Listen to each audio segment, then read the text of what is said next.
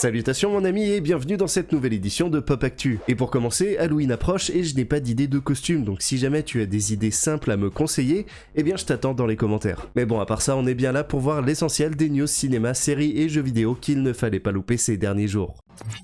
Et on commence par une bonne nouvelle pour les fans d'épouvante, et je dirais même plus pour les fans d'épouvante de qualité, puisque le tournage de Conjuring 4 a commencé. Alors en vrai, je n'avais pas été totalement convaincu par le troisième opus, mais je suis quand même heureux à l'idée de retrouver le couple Warren dans une nouvelle enquête paranormale. A noter qu'on retrouvera Michael Chavez à la réalisation, celui à qui on doit justement Conjuring 3. Mais depuis, il a réalisé La Nonne 2 qui m'avait agréablement surpris, donc au final, j'ai assez hâte de voir ce Conjuring Last Street qui sortira courant 2025.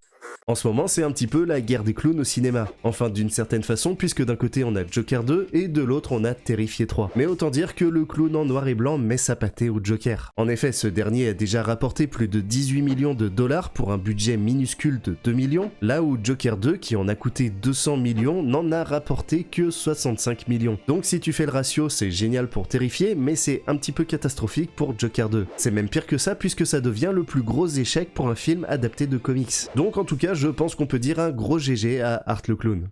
James Gunn a partagé une photo officielle de son Superman, une photo sur laquelle on voit le héros kryptonien aux côtés de son chien Krypto. Et en vrai, ça fait assez plaisir de savoir qu'il sera dans le film. D'autant plus que je ne sais même pas si on a déjà vu le chien de Superman dans un des films live-action de la franchise. A noter que pour le rôle, le réalisateur a déclaré s'être inspiré de son propre chien qui avait détruit sa maison et son ordinateur. Alors après, je sais pas si t'attends avec plus ou moins d'impatience le Superman de James Gunn, mais personnellement, je pense qu'on peut avoir une bonne surprise quand ça sortira en juillet 2025. En 2026, il va y avoir un biopic sur Christy Martin. Et pour ceux qui ne la connaîtraient pas, comme moi avant de faire cette vidéo, soyons honnêtes, Christy Martin c'est une grande boxeuse des années 90-2000 qui a même été élue au International Boxing Hall of Fame en 2020. Et si je t'en parle, c'est parce qu'on a une première photo de Sydney Sweeney dans le rôle de la boxeuse, et elle est méconnaissable. Pour rappel, Sydney Sweeney c'est une actrice qu'on a pu voir dans Euphoria et récemment dans l'excellent Immaculée. Personnellement, j'adore l'actrice et je kiffe les films de boxe, donc je pense que ça peut être très cool. En 2003 sortait Freaky Friday, un film où Lindsay Lohan et Jamie Lee Curtis jouaient une fille et sa mère qui échangeaient leur peau. Et bien en 2025, soit plus de 20 ans après, il va y avoir une suite. Et voici la première image officielle. Voilà, je me devais d'en parler parce que ma femme est très fan du premier film, donc autant dire qu'elle est hypée par cette suite. Et de mon côté, je dois reconnaître que c'était plutôt bon délire, donc ouais, je pense que ça peut être sympa. J'ai pas encore vu le robot sauvage, mais faut absolument que j'y aille parce que ça a l'air incroyable. Et je ne le savais pas, mais en version originale, Pedro Pascal double un des personnages. Je te dis ça parce que MTV a récemment offert une peluche de renard à l'acteur, en référence à son rôle, et il a l'air tellement heureux. J'adore cette photo. Voilà, c'est pas vraiment une info, mais j'adore sa bonne humeur apparente, et je voulais absolument te la partager. Je sais pas si tu connais les Harvey Hall of Fame, mais en gros c'est un événement qui récompense les créateurs et leurs œuvres dans le milieu de l'édition. Et bien le regretté Akira Toriyama, le papa de Dragon Ball Z, va rejoindre le Hall of Fame des Harvey Awards 2024. Et que dire si ce n'est que c'est amplement mérité, je pense que personne ne dira le contraire.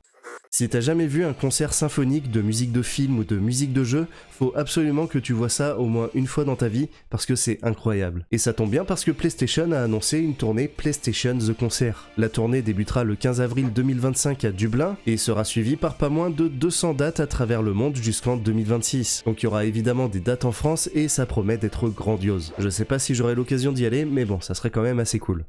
En vrai, on le sait, dans le jeu vidéo, maintenant, quand t'achètes un jeu en dématérialisé, tu ne possèdes pas vraiment le jeu. Par exemple, sur Steam, tu as peut-être 500 jeux, mais le jour où Steam ferme, bah t'auras plus rien. Voilà, et même si c'est pas vraiment dit, on le sait, c'est implicite et il faut quand même en être conscient. D'ailleurs, c'est pour ça que j'ai toujours défendu le matérialisé, quitte à passer pour un vieux rétrograde. Enfin, toujours est-il que maintenant, lorsque t'achètes un jeu, Steam indique clairement que l'achat d'un produit numérique accorde une licence pour le produit Steam. Comme ça, s'il y avait encore des doutes, au moins maintenant, ça a le mérite d'être clair. Allez, sur ce, c'est tout pour aujourd'hui, j'espère que tu as apprécié la vidéo. Comme d'habitude, n'oublie pas de me soutenir en likant, partageant et commentant la vidéo. Et aussi, je le dis pas toujours, mais n'hésite pas à t'abonner si tu apprécies mon travail, ça fait toujours plaisir. Bon, en tout cas, on se retrouve très vite dans de nouvelles vidéos. D'ici là, prends bien soin de toi, des bisous.